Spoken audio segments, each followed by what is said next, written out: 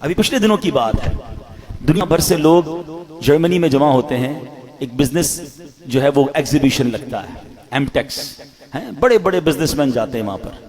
اس بار اتفاقاً مجھے بھی جانے کا موقع ملا۔ ہماری نیت بزنس کی نہیں تھی، ہم الحمدللہ یہ نیت لے کر گئے تھے کہ جب دنیا بھر کے بزنس کمیونٹی کے لوگ جمع ہو رہے ہیں تو کیوں نہ ہم، ویسے ہی جرمنی میں دعوت اسلامی کا بڑا کام ہے، تو ہم نے سوچا کہ ہم اپنا دعوت اسلامی کا کام بھی دیکھ لیں گے اور اس ایگزیبیشن میں جا کر بھی اسلام کی دعوت، نیکی کی دعوت اور لوگوں کو اللہ رسول کی بات پہنچائیں گے۔ میرے بہت اچھے وہ دوست بھی تھے، بہت، اگر وہ آج حیات ہوتے تو آج ہمارے اجتماع میں ہوتے، وہ اس مسجد میں بھی اجتماع میں آتے تھے۔ اتنا ہماری، یعنی سمجھ لیں ہماری اس فیملی کا حصہ تھے وہ، ٹھیک ہے نا۔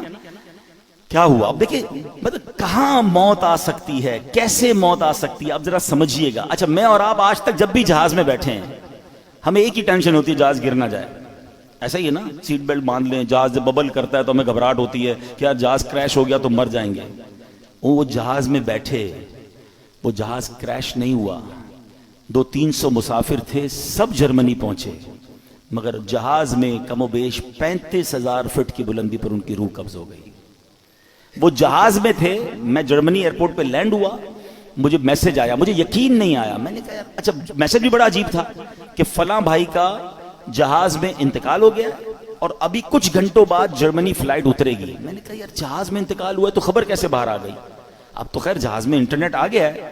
اب میں نے ان کے رشتہ داروں کو تلاش کرنا شروع کیا، ان کے کچھ رشتہ دار بھی جرمنی میں تھے، میں نے ان کو فون کیا، میں بھی ایئرپورٹ پہ ہی ہوں، جرمنی فرینکفرٹ ایئرپورٹ پہ ہی تھا۔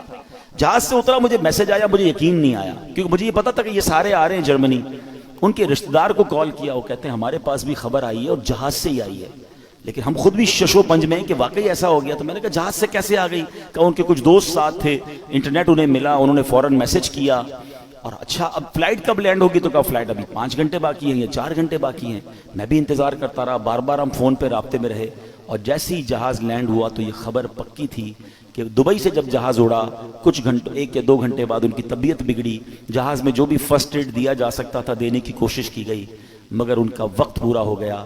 نماز پڑھ کر دبئی ایئرپورٹ پہ بتایا، انہوں نے وضو کیا، اسلامی اپنے دوستوں کو کہا چلو یار نماز پڑھ لیں، انہوں نے نماز پڑھی۔ ماشاءاللہ نیک آدمی تھے، نمازی آدمی تھے، ہماری محفل و اجتماعات میں آتے تھے، اور جہاز کے اندر ان کا انتقال ہو۔ اللہ پاک ان کی مغفرت فرمائے، ان کے درجات بلند فرمائے، جنت الفردوس میں اعلیٰ مقام عطا فرمائے۔ بہرحال الحمدللہ وہاں دعوت اسلامی کا نیٹ ورک تھا، وہاں پر ان کو ماشاءاللہ غسل بھی سنت کے مطابق دیا گیا۔ اللہ کی رحمت سے نگران شورا وہاں موجود تھے، انہوں نے جنازہ پڑھایا، دنیا بھر کے بزنس کمیونٹی کے لوگوں نے جنازے میں شرکت، دعوت اسلامی کا مرکز فرینکفرٹ فیضان مدینہ میں یہ سب ہوا۔